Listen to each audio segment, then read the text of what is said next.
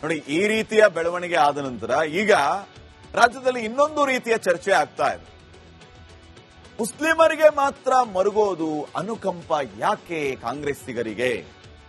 ಮುಸ್ಲಿಮರಿಗೆ ಮಾತ್ರ ಮರುಗೋದೇಕೆ ಈ ಕಾಂಗ್ರೆಸ್ಸಿಗರ ಮನ ಅನ್ನುವಂತಹ ಪ್ರಶ್ನೆ ಈಗ ಉದ್ಭವ ಆಗ್ತಾ ಇದೆ. ಹಿಂದೂಗಳ ಭೂಮಿಯಲ್ಲಿ ಮುಸ್ಲಿಮರಿಗೆ ಮನೆ, ಅವರಿಗೆ ಮನೆಯ ಭಾಗ್ಯ. ಶ್ರೀನಿವಾಸಪುರದ ಹಿಂದೂಗಳ ರುದ್ರಭೂಮಿಯನ್ನ ಒತ್ತುವರಿ ಮಾಡಿದ್ದು, ಶ್ರೀನಿವಾಸಪುರ ವಾರ್ಡ್ ನಂಬರ್ 22ರಲ್ಲಿರುವಂತಹ ಆ ರುದ್ರಭೂಮಿ, ಹಿಂದೂಗಳ ರುದ್ರಭೂಮಿಯಲ್ಲಿರುವಂತಹ ಈ ಫಕೀರ್ ಕಾಲೋನಿ 12 ವರ್ಷಗಳ ಹಿಂದೆ ಫಕೀರ್ ಕುಟುಂಬ ವಲಸೆ ಬಂತು. ಎಲ್ಲಿಂದ? ಹೈದರಾಬಾದ್ನಿಂದ 12 ವರ್ಷಗಳ ಹಿಂದೆ, ಮೊನ್ನೆ 12 ವರ್ಷದ ಹಿಂದೆ, 1200 ವರ್ಷಗಳ ಹಿಂದೆ ಅಲ್ಲ, 12 ವರ್ಷದ ಹಿಂದೆ ಅಲ್ಲಿ ಲೋಕಲ್ ಪುಡಾರಿಗಳಿಂದ ಅವರಿಗೆಲ್ಲ ವ್ಯವಸ್ಥೆನೂ ಆಯಿತು. ಸುಮ್ಮನೆ ಮಾಡಿಬಿಟ್ಟಿರ್ತಾರೆ ವ್ಯವಸ್ಥೆನ, ಬೇರೆ ರೀತಿಯ ಅನುಕೂಲ ಮಾಡಿಕೊಂಡಿರ್ತಾರೆ.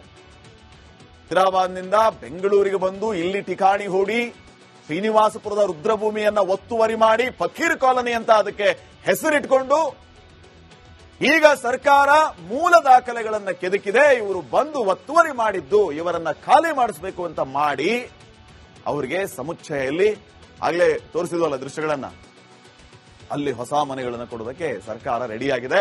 ಇದು ಈಗ ಜನರ ಆಕ್ರೋಶಕ್ಕೆ ಕಾರಣ ಆಗ್ತಾ ಇದೆ, ಬಿಜೆಪಿಗರ ಆಕ್ರೋಶಕ್ಕೆ ಕಾರಣ ಆಗ್ತಾ ಇದೆ. ಸರ್ವೆ ನಂಬರ್ 99 ಮತ್ತು 107ರ ಗೋಮಾಳ ಕೂಡ ಒತ್ತುವರಿ ಮಾಡಿದ್ದರು ಇವರು. ಇದನ್ನ ನಾವು ಹೇಳೋದಲ್ಲ, ದಾಖಲೆಗಳು ಹೇಳ್ತಾ ಇದೆ. ದಾಖಲೆಗಳು ಹೇಳಿದ್ದನ್ನ ನಿಮ್ ಮುಂದೆ ಇಡ್ತಾ ಇದೀವಿ ವೀಕ್ಷಕರೇ. ರುದ್ರಭೂಮಿ ಗೋಮಾಳದಲ್ಲಿ ಅಕ್ರಮವಾಗಿ ಶೆಡ್ಗಳನ್ನ ಇವರು ಕಟ್ಕೊಂಡ್ರು. ಅಕ್ರಮವಾಗಿ ನಿರ್ಮಾಣ ಮಾಡಿದ್ದಂತ ಶೆಡ್ಗಳನ್ನ ತೆರವು ಮಾಡುವಂತ ಕೆಲಸ ಆಗಿದೆ. ಸರ್ಕಾರ ಧೈರ್ಯ ಮಾಡಿದೆ ಶೆಡ್ಗಳನ್ನ ತೆರವು ಮಾಡೋದಕ್ಕೆ. ಆ ಶೆಡ್ಗಳನ್ನ ತೆರವು ಮಾಡಿ ಈಗ ಸಮುಚ್ಚಯದಲ್ಲಿ 1 BHK ಮನೆ, ಈಗ ಪರ್ಯಾಯವಾಗಿ ಮನೆ ನಿರ್ಮಾಣಕ್ಕೂ ಸರ್ಕಾರ ಮುಂದಾಗಿದೆ. ನಿರ್ಮಾಣ ಆಗಿರುವ ಮನೆಯನ್ನೇ ಕೊಡೋದಕ್ಕೆ ಸರ್ಕಾರ ಮುಂದಾಗಿದೆಯಂತೆ. ಆ ದೃಶ್ಯಗಳನ್ನು ನಿಮಗೆ ತೋರಿಸ್ತಾ ಇದ್ವಿ, ನೋಡೋಣ. ನೋಡಿ, ಇಲ್ಲಿ ಸೂಕ್ಷ್ಮವಾಗಿ ಗಮನಿಸಬೇಕಾಗಿರೋ ವಿಚಾರ, ಸರ್ಕಾರ ಎಚ್ಚೆತ್ತುಕೊಳ್ಳುವಾಗ ಎಚ್ಚೆತ್ತುಕೊಂಡಿದ್ದರೆ ಈ ಅಕ್ರಮವಾಗಿ ಬಂದವರನ್ನ ಈ ರೀತಿ ಎಲ್ಲಾ ವ್ಯವಸ್ಥೆಯನ್ನ ಕೊಟ್ಟು ಇಟ್ಕೊಳ್ಳೋದಕ್ಕಿಂತ ಸಕಾಲದಲ್ಲಿ ಎಚ್ಚೆತ್ಕೊಂಡು ಇದು ನಿಮ್ಮ ಜಾಗ ಅಲ್ಲಪ್ಪ, ನೀನೇನಕ್ಕೆ ಇಲ್ಲಿ ಶೆಡ್ ಹಾಕ್ತಾ ಇದೀಯಾ, ನಡಿ ಅಂತ ಅಲ್ಲಿಂದ ಕಳಿಸಿದ್ದರೆ ಅವತ್ 12 ವರ್ಷದ ಹಿಂದೆ ಬಂದಿದ್ನಲ್ಲ ಆ ಫಕೀರ, ಆತ ಬಂದಿದ್ದನ್ನ ಇವರು ಅವತ್ತೇ ಕಳಿಸಿದ್ರೆ ಇವತ್ತು ಈ ರೀತಿಯ ಸರ್ಕಾರಕ್ಕೆ ಸೀನ್ ಕ್ರಿಯೇಟ್ ಮಾಡುವಂತ ಅಗತ್ಯನೂ ಇರಲಿಲ್ಲ. ಅವನು ಯಾವನೋ ಕೇರಳದಲ್ಲಿ ಕೂತ್ಕೊಂಡು ಇವ್ರಿಗೆ ಬಂದು ಹೇಳುವಂತ ಅಗತ್ಯನೂ ಬರ್ತಿರ್ಲಿಲ್ಲ. ಅದಕ್ಕೆ ಈಗ ಈ ಎಲ್ಲ ವಿಚಾರಗಳು ಸರ್ಕಾರದ ವಿರುದ್ಧ ಆಕ್ರೋಶಕ್ಕೆ ಕಾರಣ ಆಗ್ತಾ ಇದೆ. ನೆಕ್ಸ್ಟ್ ನೋಡಿ, ಈ ರೀತಿಯ ಬೆಳವಣಿಗೆ ಆದ ನಂತರ ಈಗ ರಾಜ್ಯದಲ್ಲಿ ಇನ್ನೊಂದು ರೀತಿಯ ಚರ್ಚೆ ಆಗ್ತಾ ಇದೆ. ಮುಸ್ಲಿಮರಿಗೆ ಮಾತ್ರ ಮರುಗೋದು ಅನುಕಂಪ ಯಾಕೆ ಕಾಂಗ್ರೆಸ್ಸಿಗರಿಗೆ? ಮುಸ್ಲಿಮರಿಗೆ ಮಾತ್ರ ಮರುಗೋದೇಕೆ ಈ ಕಾಂಗ್ರೆಸ್ಸಿಗರ ಮನ ಅನ್ನುವಂತಹ ಪ್ರಶ್ನೆ ಈಗ ಉದ್ಭವ ಆಗ್ತಾ ಇದೆ. ಹಿಂದೂಗಳ ಭೂಮಿಯಲ್ಲಿ ಮುಸ್ಲಿಮರಿಗೆ ಮನೆ, ಅವರಿಗೆ ಮನೆಯ ಭಾಗ್ಯ. ಶ್ರೀನಿವಾಸಪುರದ ಹಿಂದೂಗಳ ರುದ್ರಭೂಮಿಯನ್ನ ಒತ್ತುವರಿ ಮಾಡಿದ್ದು, ಶ್ರೀನಿವಾಸಪುರ ವಾರ್ಡ್ ನಂಬರ್ 22ರಲ್ಲಿರುವಂತಹ ಆ ರುದ್ರಭೂಮಿ, ಹಿಂದೂಗಳ ರುದ್ರಭೂಮಿಯಲ್ಲಿರುವಂತಹ ಈ ಫಕೀರ್ ಕಾಲೋನಿ 12 ವರ್ಷಗಳ ಹಿಂದೆ ಫಕೀರ್ ಕುಟುಂಬ ವಲಸೆ ಬಂತು. ಎಲ್ಲಿಂದ?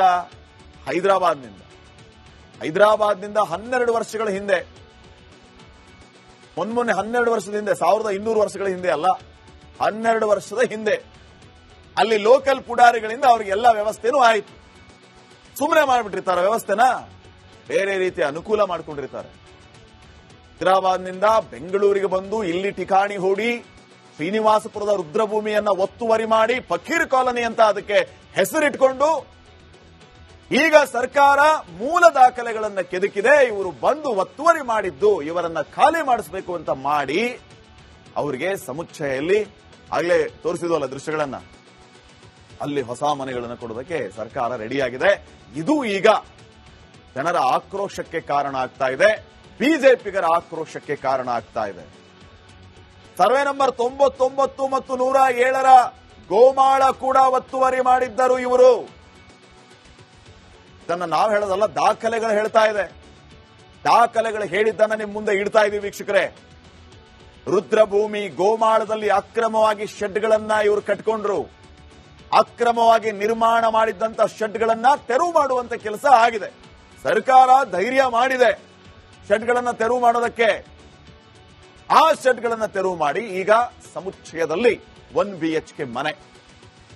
ಈಗ ಪರ್ಯಾಯವಾಗಿ ಮನೆ ನಿರ್ಮಾಣಕ್ಕೂ ಸರ್ಕಾರ ಮುಂದಾಗಿದೆ. ನಿರ್ಮಾಣ ಆಗಿರುವ ಮನೆಯನ್ನೇ ಕೊಡೋದಕ್ಕೆ ಸರ್ಕಾರ ಮುಂದಾಗಿದೆಯಂತೆ.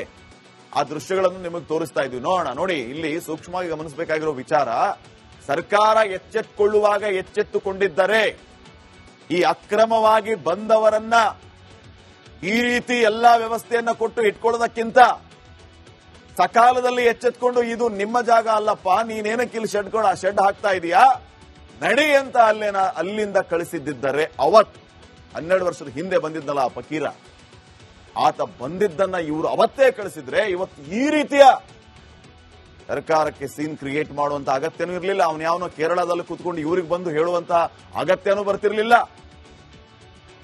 ಅದಕ್ಕೆ ಈಗ ಈ ಎಲ್ಲ ವಿಚಾರಗಳು ಸರ್ಕಾರದ ವಿರುದ್ಧ ಆಕ್ರೋಶಕ್ಕೆ ಕಾರಣ ಆಗ್ತಾ ಇದೆ. ನೆಕ್ಸ್ಟ್ ನೋಡಿ, ಈ ರೀತಿಯ ಬೆಳವಣಿಗೆ ಆದ ನಂತರ ಈಗ ರಾಜ್ಯದಲ್ಲಿ ಇನ್ನೊಂದು ರೀತಿಯ ಚರ್ಚೆ ಆಗ್ತಾ ಇದೆ. ಮುಸ್ಲಿಮರಿಗೆ ಮಾತ್ರ ಮರುಗೋದು ಅನುಕಂಪ ಯಾಕೆ ಕಾಂಗ್ರೆಸ್ಸಿಗರಿಗೆ?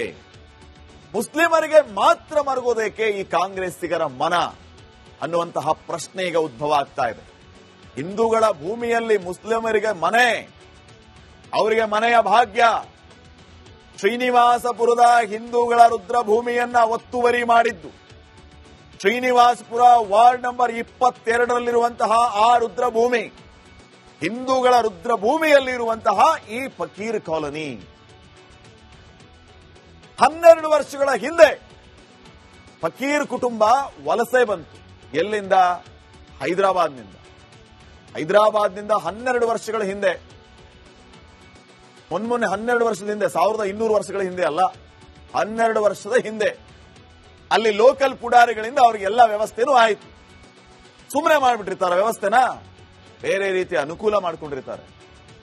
ಹೈದರಾಬಾದ್ನಿಂದ ಬೆಂಗಳೂರಿಗೆ ಬಂದು ಇಲ್ಲಿ ಠಿಕಾಣಿ ಹೂಡಿ ಶ್ರೀನಿವಾಸಪುರದ ರುದ್ರಭೂಮಿಯನ್ನ ಒತ್ತುವರಿ ಮಾಡಿ ಫಕೀರ್ ಕಾಲೋನಿ ಅಂತ ಅದಕ್ಕೆ ಹೆಸರಿಟ್ಕೊಂಡು ಈಗ ಸರ್ಕಾರ ಮೂಲ ದಾಖಲೆಗಳನ್ನ ಕೆದಕಿದೆ. ಇವರು ಬಂದು ಒತ್ತುವರಿ ಮಾಡಿದ್ದು, ಇವರನ್ನ ಖಾಲಿ ಮಾಡಿಸಬೇಕು ಅಂತ ಮಾಡಿ ಅವರಿಗೆ ಸಮುಚ್ಚಯಲ್ಲಿ ಆಗ್ಲೇ ತೋರಿಸಿದ್ವಲ್ಲ ದೃಶ್ಯಗಳನ್ನ, ಅಲ್ಲಿ ಹೊಸ ಮನೆಗಳನ್ನು ಕೊಡೋದಕ್ಕೆ ಸರ್ಕಾರ ರೆಡಿಯಾಗಿದೆ.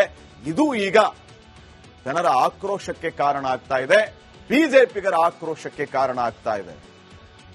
ಸರ್ವೆ ನಂಬರ್ 99 ಮತ್ತು 107ರ ಗೋಮಾಳ ಕೂಡ ಒತ್ತುವರಿ ಮಾಡಿದ್ದರು ಇವರು. ಇದನ್ನ ನಾವು ಹೇಳೋದಲ್ಲ, ದಾಖಲೆಗಳು ಹೇಳ್ತಾ ಇದೆ. ದಾಖಲೆಗಳು ಹೇಳಿದ್ದನ್ನ ನಿಮ್ ಮುಂದೆ ಇಡ್ತಾ ಇದೀವಿ ವೀಕ್ಷಕರೇ. ರುದ್ರಭೂಮಿ ಗೋಮಾಳದಲ್ಲಿ ಅಕ್ರಮವಾಗಿ ಶೆಡ್ಗಳನ್ನ ಇವರು ಕಟ್ಕೊಂಡ್ರು. ಅಕ್ರಮವಾಗಿ ನಿರ್ಮಾಣ ಮಾಡಿದ್ದಂತ ಶೆಡ್ಗಳನ್ನ ತೆರವು ಮಾಡುವಂತ ಕೆಲಸ ಆಗಿದೆ. ಸರ್ಕಾರ ಧೈರ್ಯ ಮಾಡಿದೆ ಶೆಡ್ಗಳನ್ನ ತೆರವು ಮಾಡೋದಕ್ಕೆ. ಆ ಶೆಡ್ಗಳನ್ನ ತೆರವು ಮಾಡಿ ಈಗ ಸಮುಚ್ಚಯದಲ್ಲಿ 1 BHK ಮನೆ. ಈಗ ಪರ್ಯಾಯವಾಗಿ ಮನೆ ನಿರ್ಮಾಣಕ್ಕೂ ಸರ್ಕಾರ ಮುಂದಾಗಿದೆ. ನಿರ್ಮಾಣ ಆಗಿರುವ ಮನೆಯನ್ನೇ ಕೊಡೋದಕ್ಕೆ ಸರ್ಕಾರ ಮುಂದಾಗಿದೆಯಂತೆ.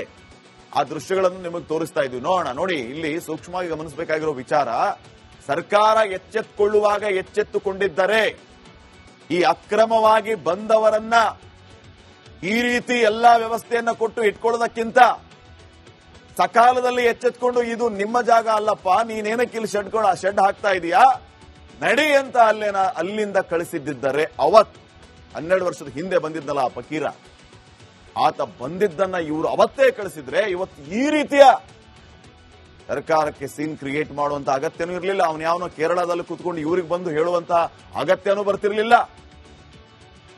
ಅದಕ್ಕೆ ಈಗ ಈ ಎಲ್ಲ ವಿಚಾರಗಳು ಸರ್ಕಾರದ ವಿರುದ್ಧ ಆಕ್ರೋಶಕ್ಕೆ ಕಾರಣ ಆಗ್ತಾ ಇದೆ. ನೆಕ್ಸ್ಟ್